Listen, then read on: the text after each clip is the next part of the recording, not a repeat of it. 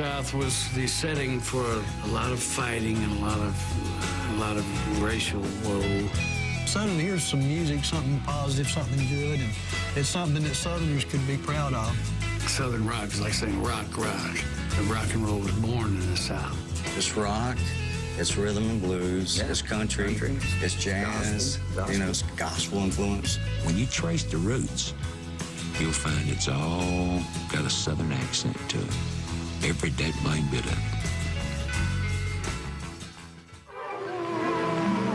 In song and story, the South has been praised for generations.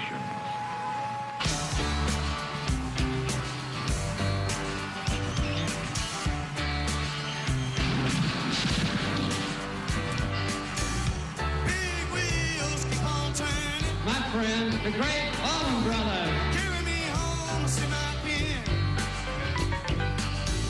Singing songs about the Southland. The Marshall Tucker Band. I'm a celebrating me once again, and I praise the sin. Jerry Daniels Band from Tennessee. In Birmingham, they love the governor. Now we all did what we could do. Now Watergate does not bother me. Does your conscience bother you? Tell the truth. This is Leonard Skinner. Sweet home Alabama, where the skies are blue. Sweet home Alabama, what I say, girl? Lord, I'm coming home to you. How come, Alabama? There's good people in Alabama.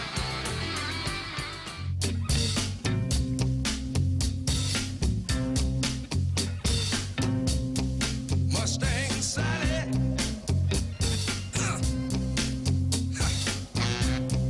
Guess you better slow your Mustang down. Oh, Lord. What I said now. Mustang. Muscle Shoals. That was the hot spot. We were noted for the black music we cut, and people loved what we did. All kind of people were coming to make records in Muscle Shoals. Why? Because of the Muscle Shoals sound. Oh, I guess I have to put your flat feet on the ground. What I said now. So the Muscle Shoals sound is basically funk, R&B, a big round with a lot of bottom, a lot of bass. We call it dirt and soul. Here was these guys playing on Wilson Pickett records. Mustang Saddle, Land of a Thousand Dances, When a Man Loves a Woman, all this stuff, right? And we were all white boys. One thing you got to realize, we come out of that period, out of the 50s and 60s there, when all that trouble was going on in Selma, Little Rock, Jackson, Mississippi, Oxford, Mississippi, and Birmingham, Alabama. There was no friction or problem with blacks and whites playing together in the studio. In fact, we never thought of it. I need somebody to help me say it one time. Wayne Allman came to Muscle Shoals to meet with me and wanted to be a session picker. He was a freak at that time around here because we were all wearing our Weegians and our khaki pants. I said, I don't have need for a session player. He said, well, do you mind if I stick around anyhow? I'll just pitch my pup tent out on the parking lot, and I'll just hang around. And I had never really truly met a free spirit person until I met him. We were recording Wilson Pickett, and he just showed up. Tom Dow was a great engineer from Atlantic, and Rick did a joint production on this. 1, 2, 3, 4. Back then, it was a little touchy for a black guy to go out with, say, 5 or 6 white guys to eat. And Dwayne was in a precarious situation. He had long hair. And people had long hair that went out with us, got worse looks than the black guys. And so the two of them stayed back, and that's when Dwayne talked him into doing Hey Jude. He started playing the guitar. Hey Jude, don't make it bad. Pickett started working with him on the guitar, and it started sounding better and better, and so Pickett got enthused and started getting into it more.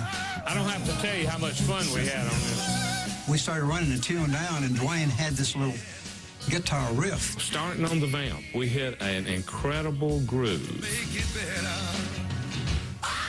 Here we go. Get ready, Allman Brothers.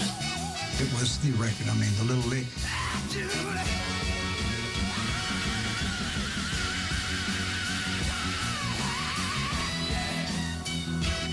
And that particular part that Dwayne played changed music.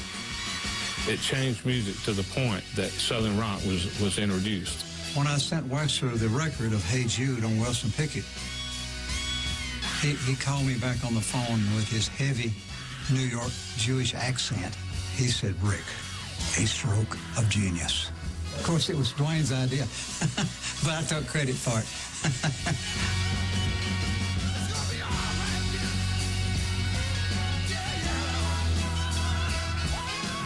I told Phil Walden about it. He said, I want to play you the new Wilson Pickett session. Phil Walden owned Capricorn with Atlantic. Phil started out as a manager in a booking agency that he ran out of Macon, Georgia. And I said, wow, who's that guitar player? Long-haired hippie boy. He sounds fabulous. He's always said he's unbelievable. This guy's unbelievable. And I said, well, I'm going to Alabama. I'm going to sign him. I'm going to put a band together. Phil Walden wanted me to go down to Muscle Shoals to meet with Dwayne. He said, you got to hear this white boy down there. Said he's a hippie man. Said you got to hear this guy play guitar. He wants to know if you'd play in the band with him. And I remember this friend of mine. He said, if you want to make money, he said, go play with them white boys. My little light bulb went off my head. Bing. Oh, make some money, huh? So what the hell? I walked over to this guy and I said, hey, man, are you Skyman? Because Wilson Pickett gave him this name, Skyman, because he used to play that bottle, and he played so high on the guitar, making all those birds kind of sounds.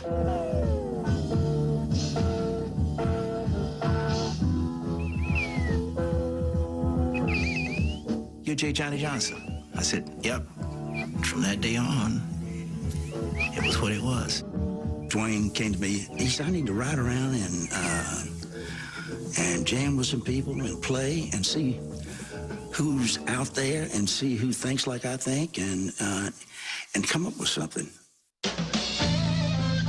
And he goes in, you little punk. Dwayne walked to the door and said, okay, anybody in this room not going to play in my band, you got to fight your way out of here.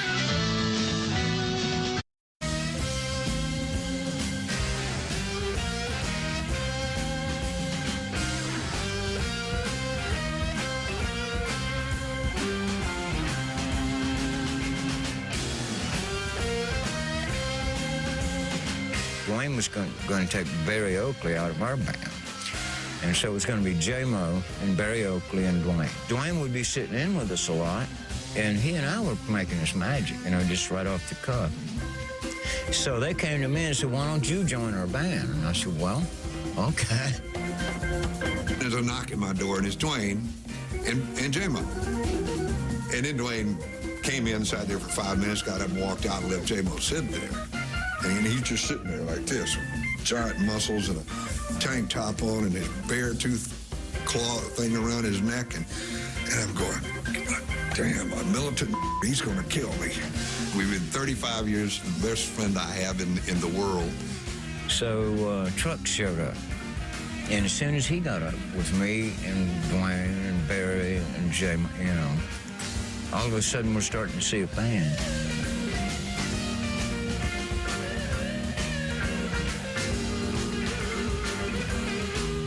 We started out this shuffle, and about 4 hours later, we stopped.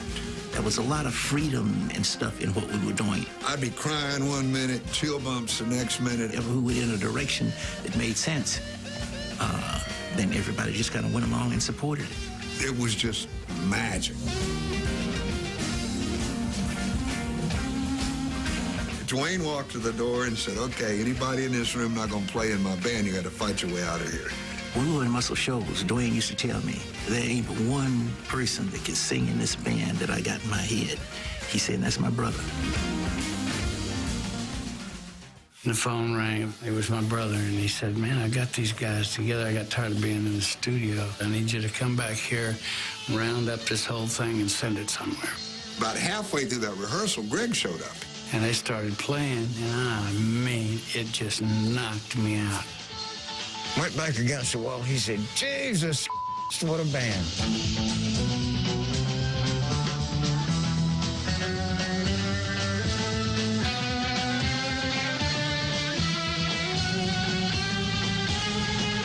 He said, what's the matter? I said, man, I don't think I can cut this. And he goes in, you little punk. He said, shut up, get behind your organ. And I just snatched some lyrics, and I did my best to sing it my best. Sometimes I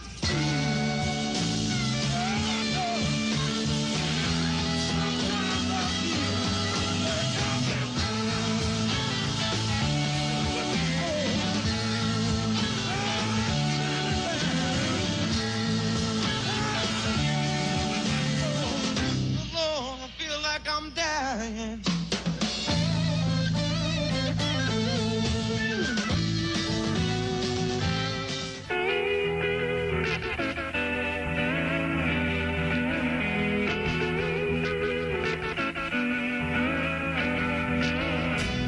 We all piled into a Ford Econoline and went to Macon, Georgia, and moved up there. We got chased out of Jacksonville finally by the law. Because we're having like 10,000 people show up each Sunday afternoon. I'm sorry, but there was some drug dealing going on, too, you know. You know, it was innocent, some acid and some pot. He finally called and he says, we got it together.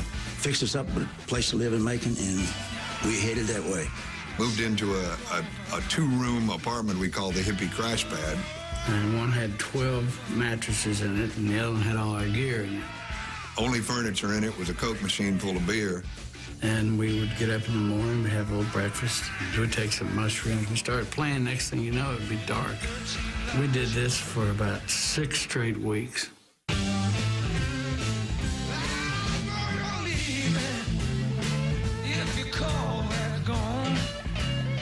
They were the first long hairs anybody had ever seen in Macon. Sometimes they would sit out in the front and be playing guitars and whatnot, and cars would literally screech to a stop, and people would break their necks looking and staring at them. One Sunday, we just decided to go to Atlanta and find a part and just set up and start playing.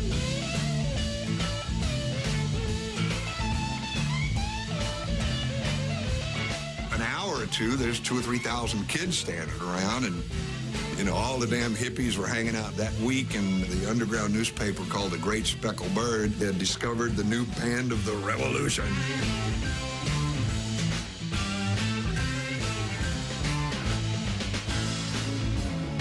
The South, I mean, it just, that kind of thing wasn't happening here. But as we traveled around, you know, everybody else started getting it, except the record companies. The people at Atlantic were telling him, you know, hey, you got a white band from the South just standing there playing? What are you, crazy? So get that kid out behind the organ, put some velvet pants on him, stick old salami down his pants, and let him jump around like Robert Plant. Maybe you got a chance. And Phil said, no, I believe in these guys. And they said, well, then you pay for it. I mortgaged everything for this thing. I believed in it that much. They never would have spent the money that I spent over the next 2 years. I had several $100,000 in it. We're talking about late 60s, early 70s money. That's like millions of dollars today. And it was unheard of.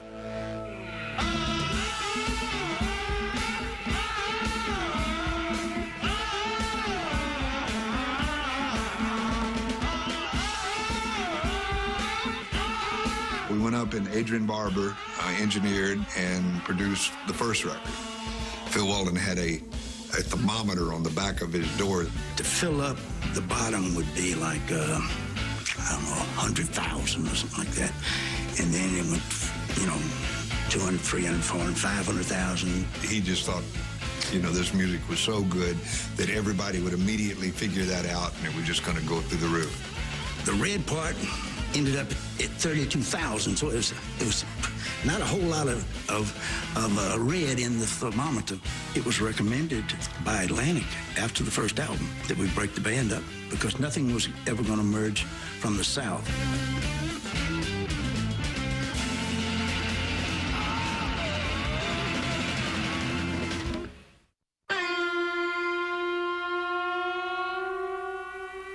By this time, we were making a little money, and so we rented this little farm. So there was so much traffic in and out of there, you know, with friends and musicians and everything. We started laughably calling it Idlewild South after Idlewild Airport in New York. We were rehearsing for Idlewild South, and Tom's out front saying, "Who the hell is that?" And Phil said, "That's the Allman Brothers." He said, "Get them out of there and get them in the studio right now. They're ready. They are ready to go. We need to get the criteria in Miami," so that's what we did.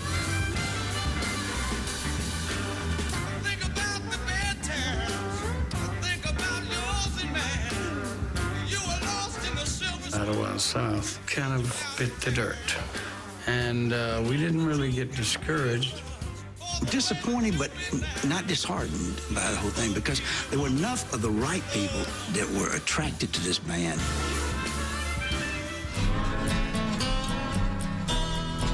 We were down there playing. Tommy Dowd was there recording a band called Derek and the Dominoes. My brother asked Dad if it was all right if maybe he came down and just watched for a little while. And he laughed and says, "Watch, hell, come on down and play." We went down there to the studio. They played us Layla, but it didn't have the...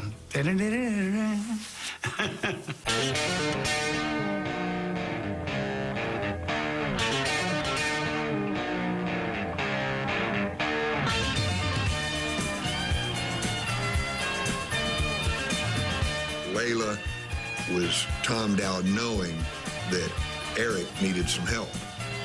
They were floundering around down there with all this music, but they had no spark. In walks Duane Allman, and he set fire to those guys. And Eric Clapton was calling him the greatest guitar player in the world, and he was the guy. It was just all about brilliant, tasty playing.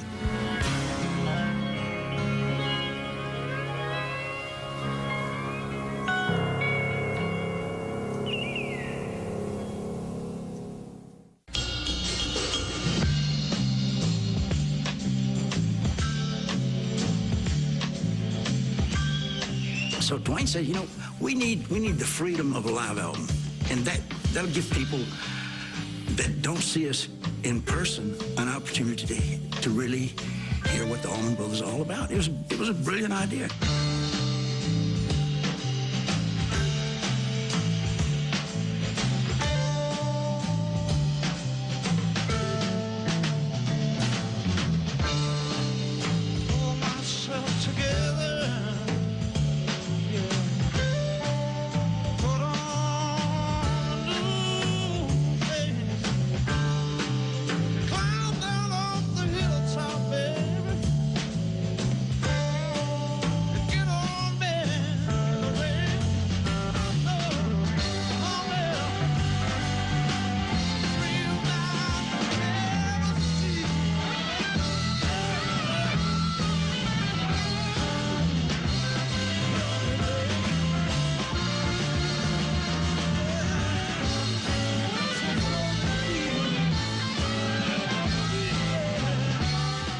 Make it a double LP. Jerry Wexler said, you know, this is nonsense. You know, you got cuts on this thing 25 minutes long. You've got to edit this thing, cut it down to a single album, and otherwise we're not going to put it out. And I said, now let me tell you the other part of this thing. I said, you know, our image is that this is the people's band. Music is for the people, and therefore we want to make this specially priced. He said, specially priced? What do you mean? I said, we want to sell it for $6.98. He said, you are crazy.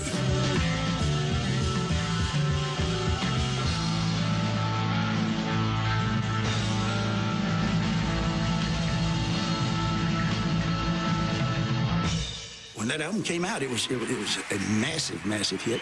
There are not many critics that wouldn't rank that as one of the best live albums in the canon. This was really an expression of their region, of their environment, their culture.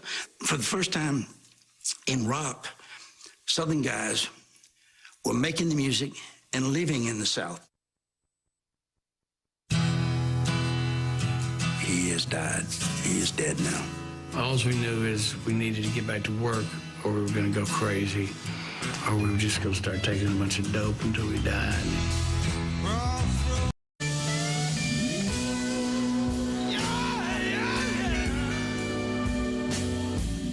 We had a little time off from the road. And I was in a nightclub somewhere jamming. This guy walked over and said, we have an emergency phone call for you in at the telephone station. And it was Carolyn. And she said, I've got some bad news for you. Dwayne was in an accident on his motorcycle, and they had him in surgery for several hours. And they would bring him around partially, and but he has died. He is dead now. I mean, the Dwayne Allman death was so unexpected. You know, I don't even know how to describe it. It's like losing your brother or your sister. He always looked out for me, and believe me, I felt it when he died. You know, I felt it like my crutch broke, you know, and that further pisses you off at yourself, and it further makes you look like just some kind of weakling. And you don't realize how much you're leaning on people until they die. Death is just so final.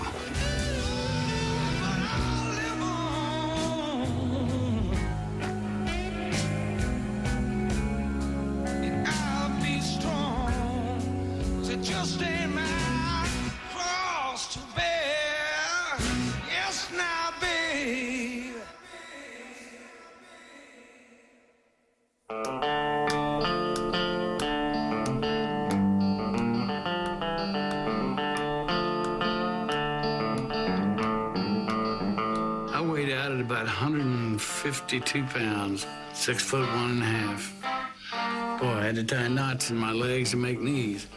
I was in pretty bad shape. We all were.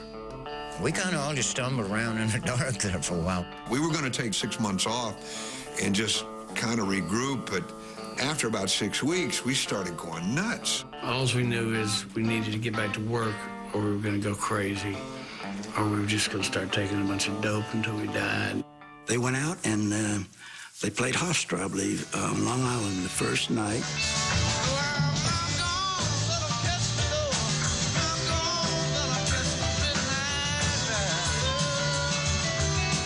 They had put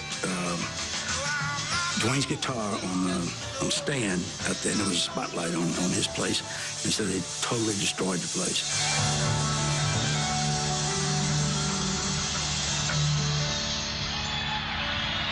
You know, all our friends was encouraging us, you know, you guys just have a great band, and of course Atlantic Records didn't think so. They let us go. Son of a bitch. I don't ever remember anybody doubting whether they would go on or not.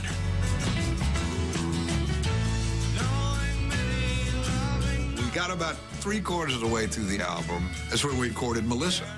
Melissa was my brother's favorite song that I'd ever written. Sweet Melissa. And initially the album was called Eat a Peach for Peace, and then we dropped the for peace. And if you look on the record, it still says dedicated to a brother, and then it'll say Eat a Peach, and then for peace. He named the thing because it was during Vietnam, right? Dwayne was being interviewed. He was asked, what are you doing for the revolution? Dwayne said, revolution? I said, man, there ain't no revolution. It's all evolution. Times are changing. That's what it's all about. And he said, I'll tell you what I do for peace. You can't print this probably. He says, I eat a peach for peace. Two-legged Georgia kind. Warner Brothers picked us up, and we had the biggest record we ever had.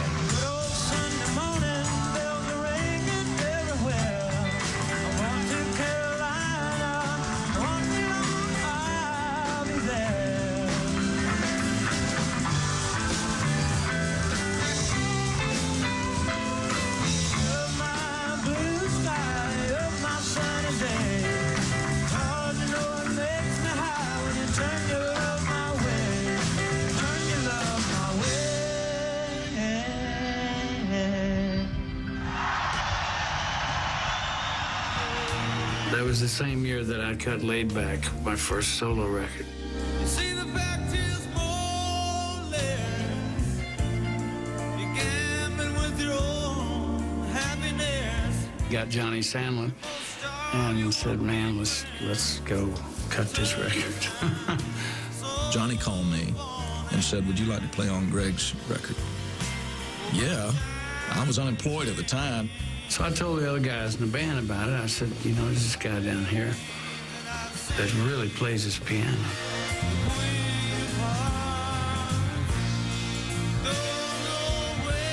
I went in there one night to record, and I said, hey, man, how would you like to come with the Allman Brothers? He'd just taken a big drink of coffee. I thought he was going to choke on it. We're still kind of finishing Greg's record and then starting a new record with the Allmans. And we had gotten a week into the sessions when Barry Oakley had his untimely, unfortunate accident. He ran into the side of a bus on his motorcycle, and I don't think he was wearing a helmet. And he said, you know, I'm fine, I'm going to go home. And then he started having really bad headaches, and I took him to the hospital, and he died. The only thing that helped us with that is we could kind of see it coming because Oakley just couldn't get over losing his buddy. And so we kind of see Oakley going downhill with the, you know, just grief and booze and drugs. By this point, I'm thinking, oh God, I better make my will because I'm going to be next. By that time, we're so damn tough, we just said, you know, there's so many people that want to see us play, you know. Let's keep going. We sat down, we had some meetings, and we discussed bass players. Lamar was the first person that I suggested, and Lamar and I grew up together. So we carried on with Lamar, and we finished the record, and then prepared to go out on tour. Some particular critic was doing an article on the Allman Brothers, and it said Phil Walden should be credited for being very clever in having an integrated band from the South. I said, you know what? There are two black guys in that band. I never thought about it.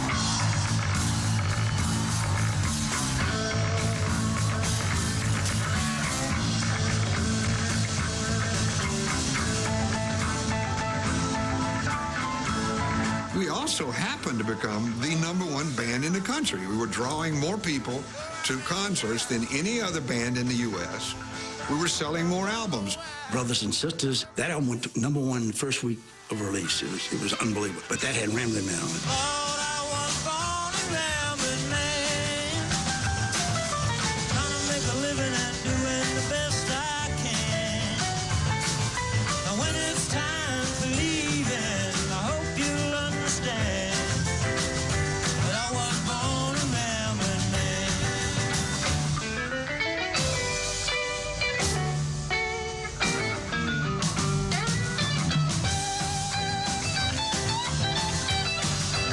I got an old buddy down here, this old cowboy, and he would say, well, Dookie, how you doing? Playing your music and doing the best you can, I guess, you know, old cowboy. And always, that line stuck in my head. We're at the end of the album, and he said, we need one more song. So I said, well, I got this song. I said, I think it's too country. I was going to, you know, pitch it in Nashville. And then all of a sudden, it's a smash hit. And now all of a sudden, that's Southern rock. We were riding high.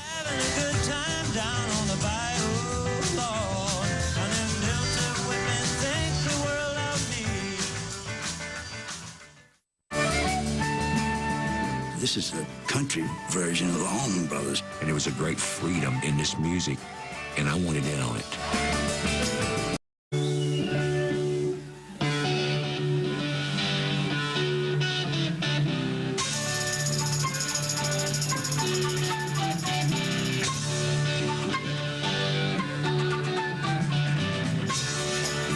Bands that were trying to get signed would play Grant's, and then we'd all go down there and watch him. And it was just a little hole in the wall, an R&B kind of lounge. There was a band from South Carolina, came down and auditioned.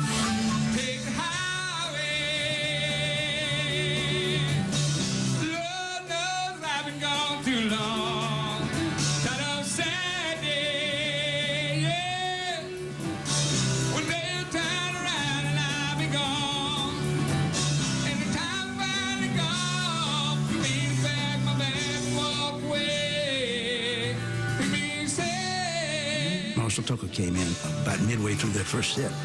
And I said, wow, man, this is the country version of the Allman Brothers. I'll be back someday. Please don't wait for me too long. We had energy that was coming off each other because we'd been in high school together, been Vietnam. And they were unbelievable. Toy Caldwell had a style of playing with his thumb. He didn't use a pick. And his brother, Tommy Caldwell, was a bass player, played the same way. They all were thumb players.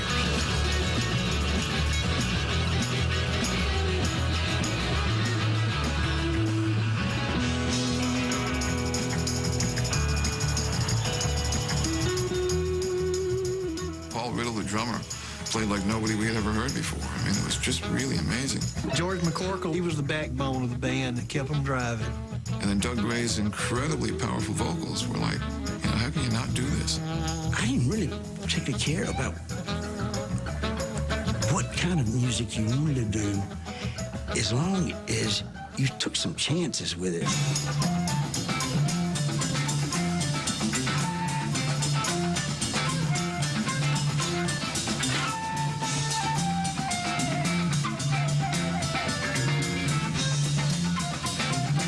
We did improvise a lot, and we were on the edge of jazz. Capricorn was crazy about the group, and they said, Hornsby, why don't you take the group in there and work with them?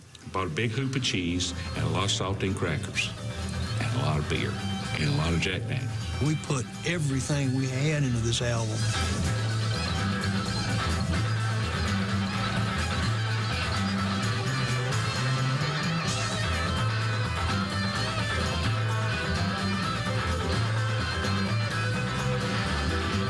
And they put the Marshall Tucker Band out opening on tour for the Allman Brothers Band, which was the greatest audience they could have ever had.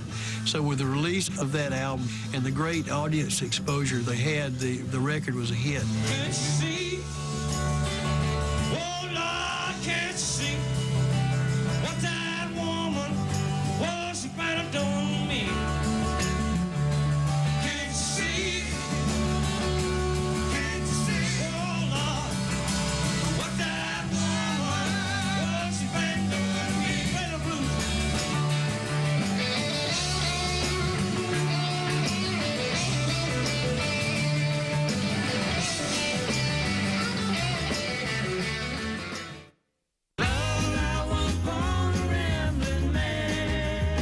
Have a Saturday night in Macon on the turntable in your own living room with the Allman Brothers Band, Brothers and Sisters, and the Marshall Tucker Band.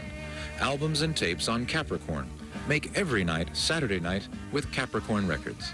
We were proud of the fact that we had this little record company and were doing really well from Macon, Georgia. They had all the racial crap that went on and bad feelings, and suddenly here's some music, something positive, something good, and it's something that Southerners could be proud of. We got to befriend Jimmy Carter, and he came to see us because he thought we were doing a lot for the state. So we all thought, wow, this is cool. Our governor is coming down here to hear us play. There was a lot of other great artists that wound up being on the scene. Bonnie Bramlett, for instance. Wet Willie was hanging around. Dr. John was up there rehearsing in another little spot. Eric Clapton would come to town quite often. People like Hank Williams Jr., Charlie Daniels would come into the studio and record there because of the vibe that was there in the studio. Charlie and I struck up a good friendship, and he says, man, how'd you like to produce my next album? So I went to hear his band play in Tuscaloosa the first time I'd heard them, and they were heavily Allman Brothers influenced.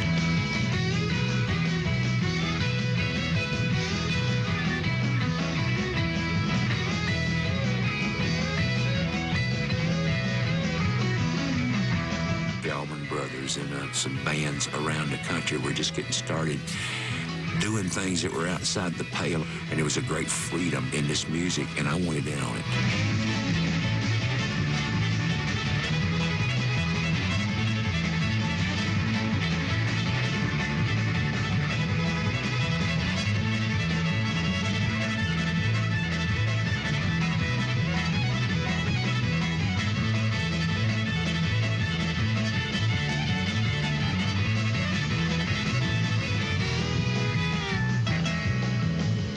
the songs were finished. The only thing left was this little fiddle boogie song.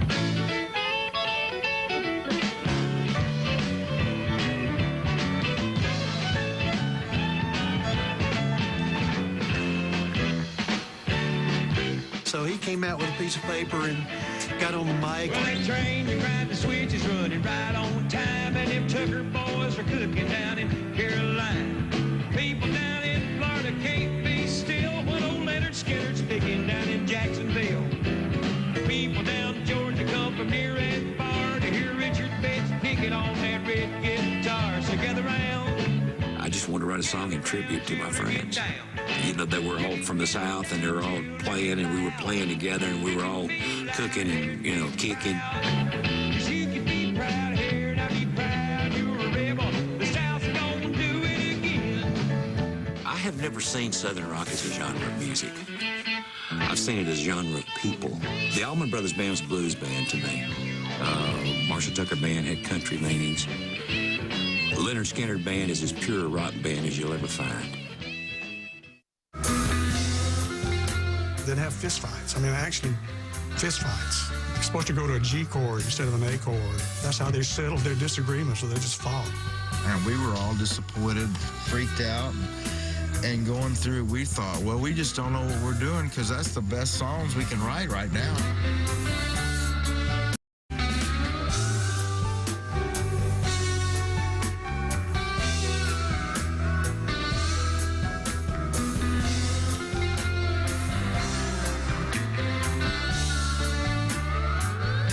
I thought if I could find a great three-chord rock and roll band, then I could probably make $1 gazillion. Val Cooper, he heard there was a Southern scene going on down here with Allman Brothers and other groups. When I first saw them play at Finocchio's, the song that really got me was Freebird. If I leave here tomorrow, would you still remember?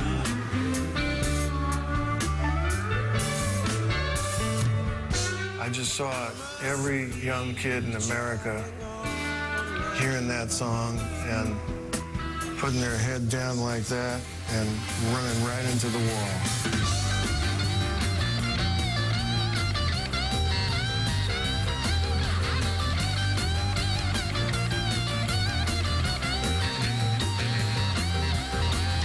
I realized that that was the band that I was looking for.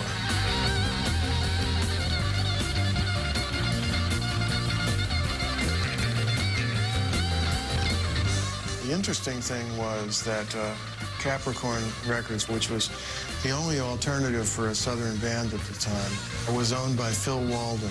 And his younger brother, Alan Walden, was managing this band. Alan wanted Leonard Skinner on Capricorn, but it wasn't going to happen. And we continued our career not really making it, but just still starving, paying dues and stuff. Southern years are harder, coming down on me. From the Florida border, yes, up in Nashville, Tennessee. I started thinking maybe I should start a record label as an alternative to Capricorn.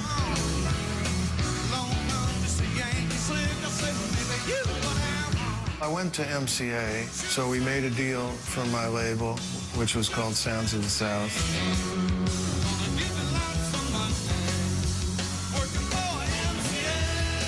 Ronnie Van Zant called me up. Somebody broke into our van last night and stole all our equipment. And I'm asking you for a loan of $5,000. So I said, just tell me where to mail the check.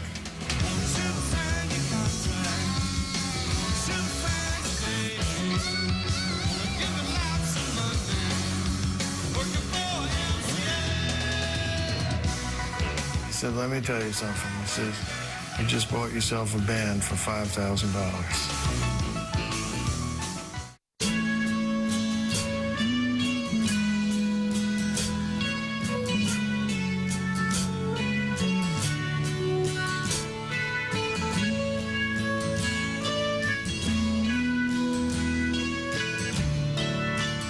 They basically met at a baseball field when they were about 13 or 14 years old.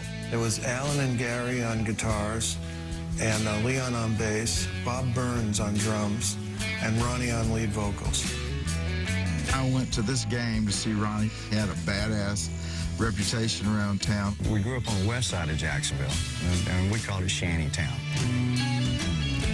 Ronnie hit a foul ball, and bam, it hit Bob. Ronnie came over to apologize. We got to talk, and that's when we realized Ronnie was in a band. Please take me far away. I had a guitar, played a little bit, and Bob had some drums. We needed another guitar player, and back then it was whoever had an amp and guitar was fine. So Bob and I knew this guy named Alan Collins, and we saw him, and we screamed out of the car, "Hey, Alan, stop, we want to talk to you." And he saw Ronnie and thought, "Oh my God, this guy's gonna beat me up." Climbed up a tree so we couldn't get him. I said, "No, we're not gonna hurt you, come down, we want you to play." I can remember them rehearsing in my mother and father's living room. And at that particular time, they were called a 1%. Ryan, myself, and Alan, we just knew one day, and in our hearts and our minds, we wanted to make it really big as a band, and that was our dream.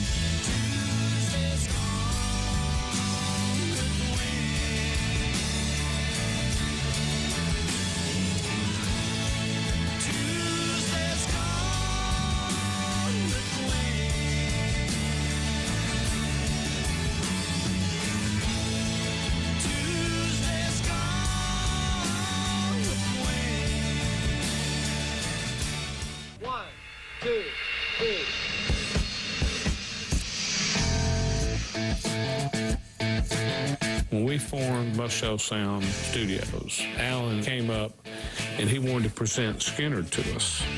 When Leonard Skinner first came here, they were just like high school kids. I totally fell in love with Ronnie Van Zant's fantastic voice.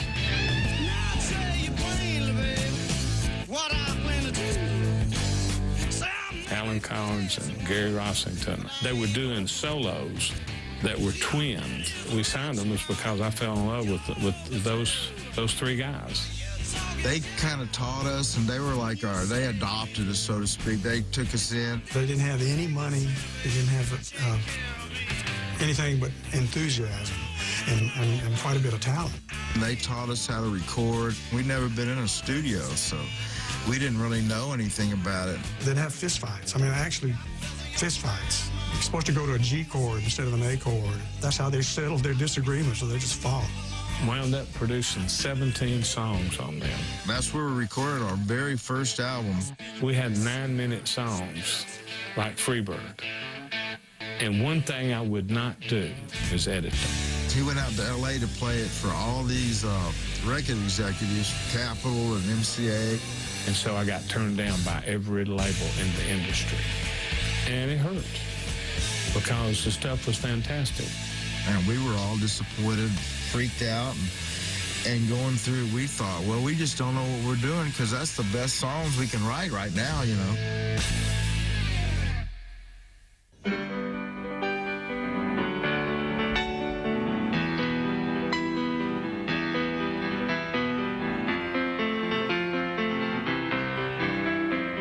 I was a roadie for the band, and they all went, "You play piano?"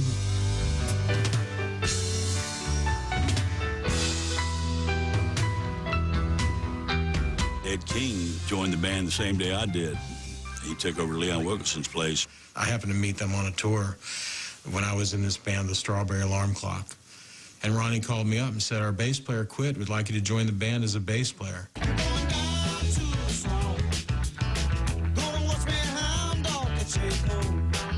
Ronnie Van Zant would pick us up for rehearsal every morning, like between 7 and 8 o'clock, when we get out to Hell House, you know, around 8:30 or so.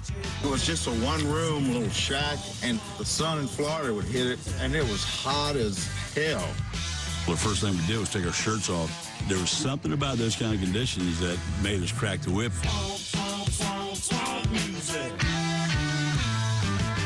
We would rehearse day after day, hour after hour, and just tried really hard, and we were writing a lot of tunes. Just the ideas would flow being out there in the middle of the boondocks, and the unity at the Hell House was probably the tightest that it ever has been since I've been in the band.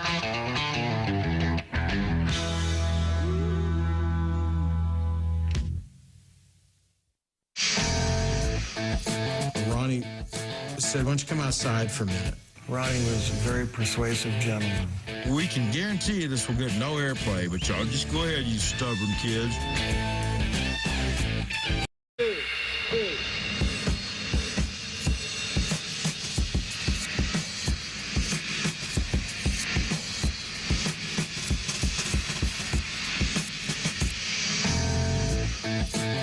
They had made 3/4 of an album in Muscle Shoals. We had these songs that we'd done on that other album. And so we played most of those and we recorded them again. It took us 2 weeks to record the album. They knew these songs very well. Now, there's this one song you got on there called Freebird. It's too long. Y'all can't do that one. And we went, hey, man, we're going to do that song.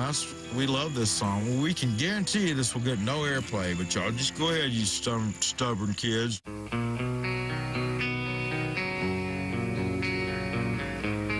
We needed one more song for the first Skynyrd record, so we went up and recorded Simple Man. Cooper said, you guys aren't going to record that. Don't like it. So Ronnie said, why don't you come outside for a minute? So Cooper and him walked outside. He opened up the door to Al's Bentley. He said, get in. And Al got in, and Ronnie shut the door and stuck his head in through the window, and he goes, when we're done cutting it, we'll call you.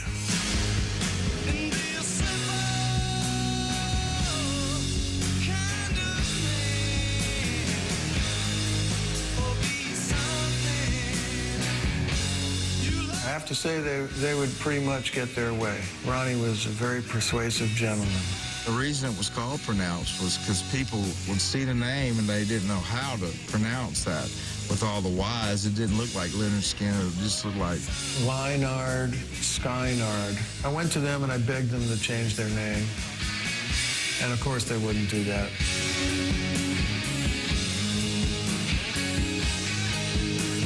Pronounce didn't really do real good.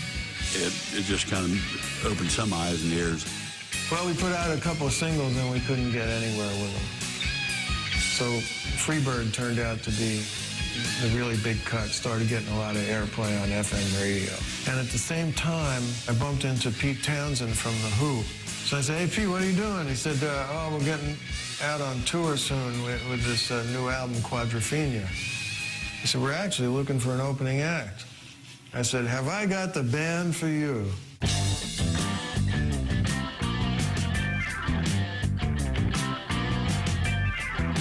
we went on tour, and our first gig was the Cow Palace in San Francisco with Bill Graham and The Who, and there was 22,000 people there. Here's these guys that were playing, you know, like 500-seat bars, and now all of a sudden they're playing 20 and 30,000 seaters every night.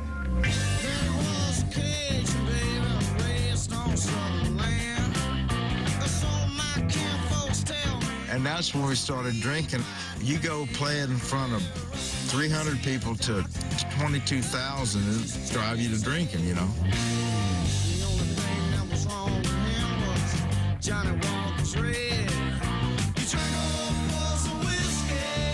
They picked up a lot of the bad habits from Who. Ronnie would come in and he'd have a Jack Daniels bottle, and he'd just empty it at the back of the TV, it'd blow up, catch on fire, and out the window it would go into the swimming pool.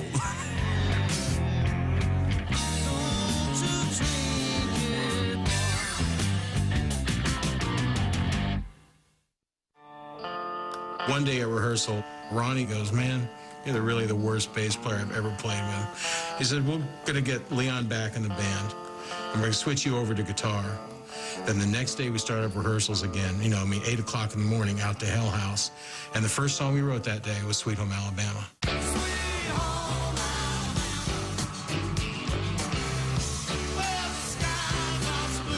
At the time, George Wallace was running for president, and he was the governor of Alabama. And he was like really bad racist, and we were trying to cut him down, but Ronnie liked his attitude, but not about race, but about other things. He stood the ground for the Southern man.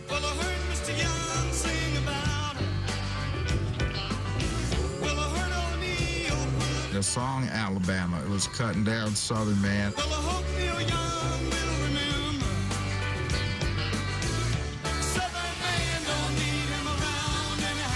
He's from Canada anyway. What's he know about it? And I guess if you're from another culture like the North, you could look at that and say, boy, those people are really stupid or ignorant. To me, the South has a charm and a culture like no other in the entire world. It just recorded with Muscle Shoals Swampers, all in Alabama. And we've been driving all around the backcountry, seeing how beautiful it was and meeting all these great people. They called me right after they did it and said, Jimmy, we just wrote a song about you guys. And I was going, oh, that's nice.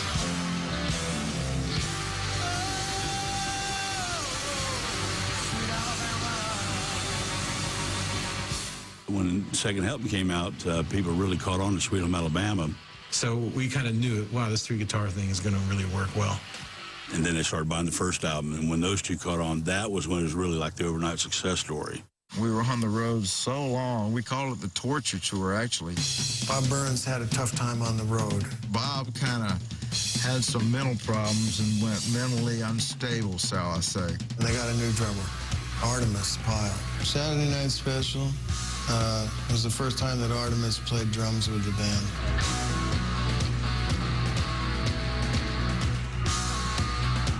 And I'm trying to show the band this thing I'm working on is da-da, da-da, da-da, da-da. And Ronnie's over in the corner going, keep playing it, keep playing it. And he sings to me, 2 feet they come a-creeping like a black cat do.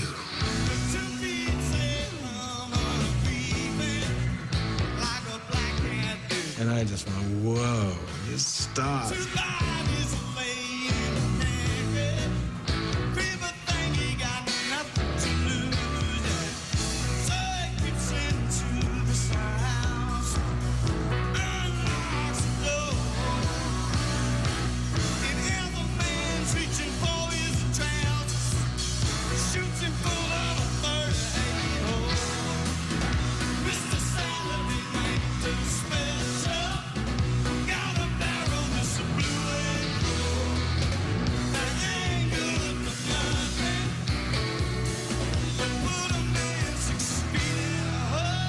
First album, after Nothing Fancy, we did was Give Me Back My Bullets. Give me back my bullets.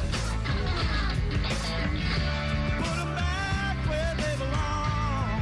We went back to the original 2 guitars because Ed King had left the band. Ain't gonna see no more damage done. Give me back my bullets. It's written about the music industry. It's about the bullets on the charts. Sweet talking of people done ran me out of town. And I drank enough of whiskey, throw the battleship around. That I'm leaving this game 1 step ahead of you. And you will not hear me cry, 'cause I do not seem to give me back my bullets. After Give Me Back My Bullets didn't go gold, we decided we need to go and get 3 guitar players out.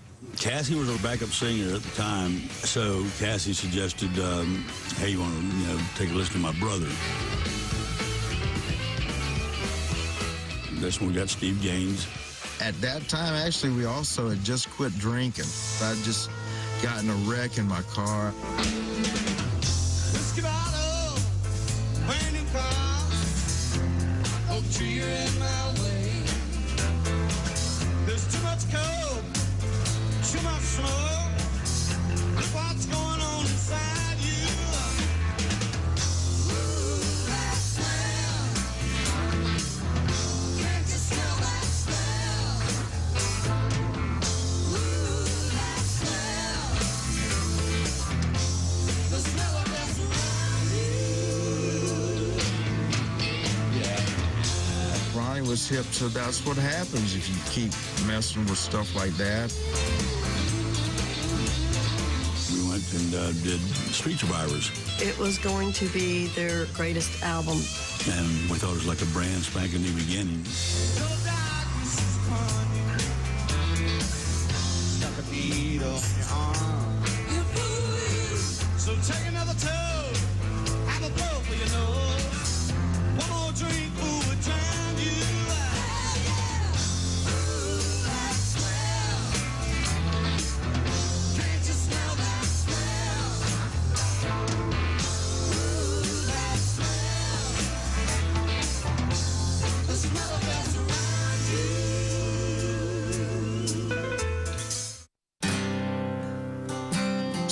must have hit Ronnie in his head and it broke his neck. It was a sad day for not only Southern Rock, but for the Van Zandt family.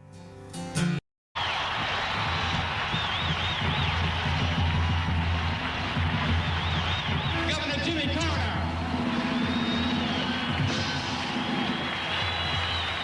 I'm going to say 4 things. When you're running for political office, where do you go? You go to your friends. First of all, I'm running for president.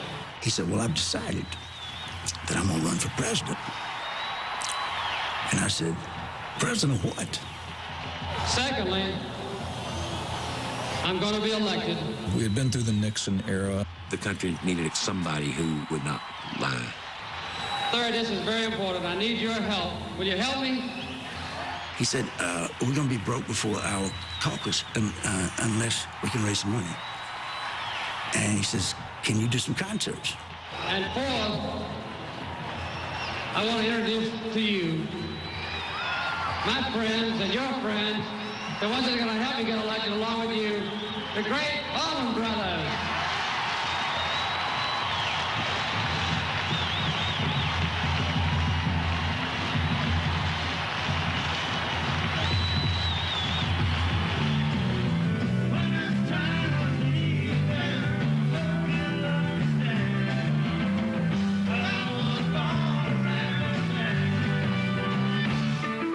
They raised millions of dollars, and then the government had to match that. And it was all the so-called bad boys of Southern rock and roll. Mr. Carter got their hands up. Jimmy Carter came along and announced that the days of segregation were over with. That was the first governor that had ever done that in Georgia. At that time period, Jimmy Carter restored Georgia from the Dark Ages. When he asked us to help him out, we said, sure, you know, because of who he was.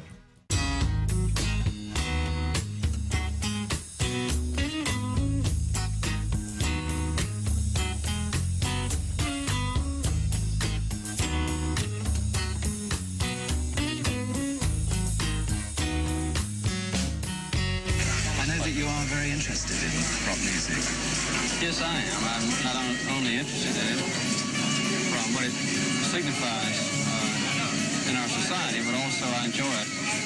And in addition to that, have a close friendship with some of the performing groups and have been helped greatly by them during the campaign. So it all started with a bunch of Southern rock and rollers helping a friend raise some money, but giving him credibility at the same time. This was all leading up to a grand climax of Jimmy Carter getting elected president. I, Jimmy Carter, do solemnly swear. I, Jimmy Carter, do solemnly swear. He may not have got elected without that help. Here we have some Southern rock and rollers who were so proud of Jimmy Carter, one of their own, going to Washington. I think Carter was proud of the fact that you have the top rock and roll bands in the world from the South, not the Beatles from Liverpool or the Rolling Stones from England somewhere, the Grateful Dead from California. You've got, you know, Southern rock and roll.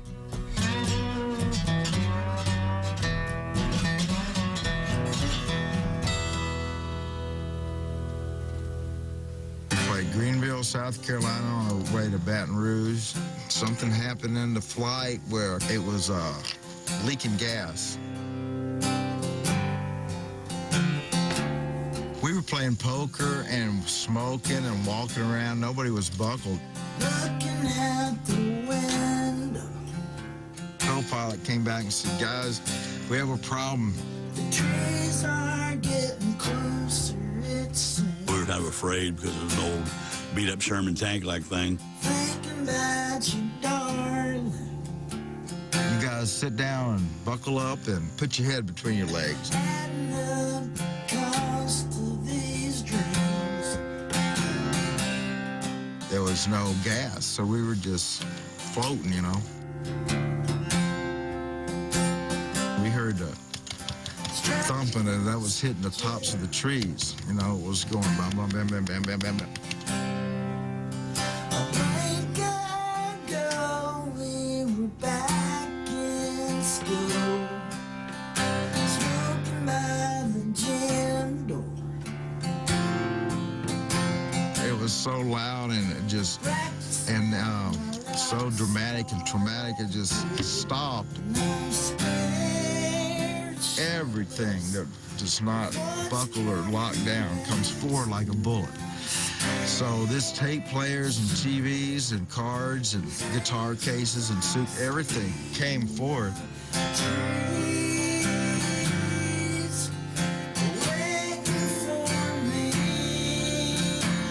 We were in the swamps and there was a plane on fire and you were hearing all your buddies and best friends screaming and crying.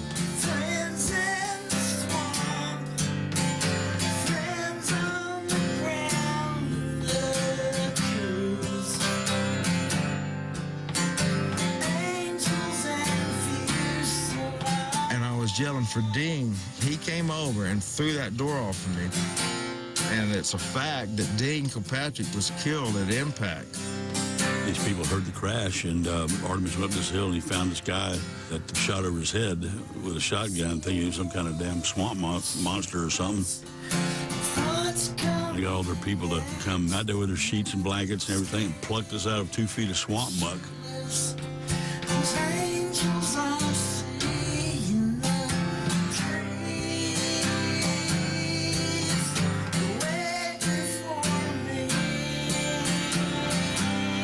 Something must have hit Ronnie in his head and it broke his neck. I knew that Ronnie was gone, and I knew that Steve was gone, because I knew where they were sitting.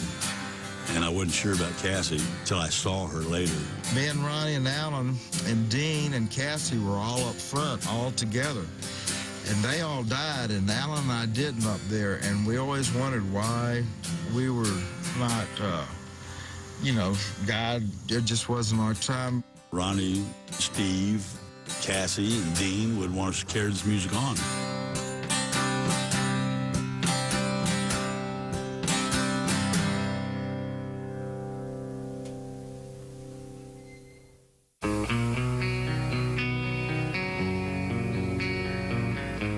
Ronnie had been killed, and sat down and wrote this thing. And it was the way I viewed my relationship with Ronnie, and that we had spent late nights together, and that we had traveled miles together, that we were friends.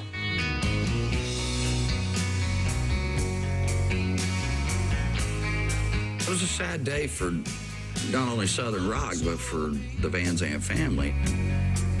When I was young. And record labels were going, well, the Southern rock movement's dead, and da-da-da-da. And, you know what? 10 years after the plane crash, Leonard Skinner got back together, and it seemed like it started coming back again. And I think we're God blessed that people still want to hear us. As long as that lasts, we'll be here.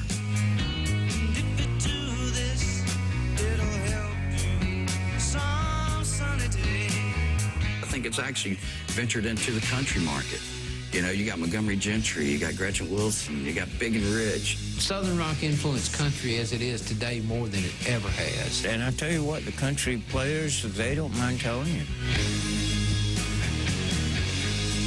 Well, take your time. Don't live too fast. Troubles will come. Those songs will be played on the radio, and somebody will be digging it when we're long gone. On an all-new Gone Country.